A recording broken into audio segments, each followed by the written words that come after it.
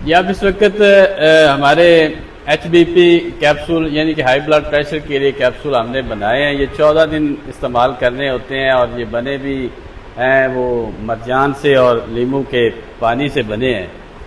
तो इनके जो काम है वो ये है कि अगर आप इसको 14 दिन खाते हैं तो जिन लोगों का कोलेस्ट्रॉल लेवल जो है वो LDL बढ़ा हुआ है, उसकी वजह से आपका ब्लड प्रेशर बढ़ता है, या खून गाढ़ा हो चुका है, या कि आपके दिल की वेनें जो हैं वो सिकुड़ चुकी हैं या बंद हो चुके हैं वाल, या पट्ठों का मामला है आपके दिल के, तो उनके लिए ये 14 दिन हम खिलाते हैं। सिर्फ 14 दिन का ये कोर्स है। उसके बाद आपको कोई अंग्रेजी अद्वियात, कोई हमारी अद्वियात या किसी और की अद्वियात खाने की ज़रूरत नहीं पड़ेगी।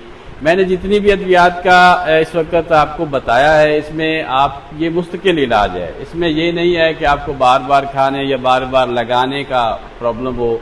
ये मुकम्मल इलाज है अवैसी दवा खाना से भी।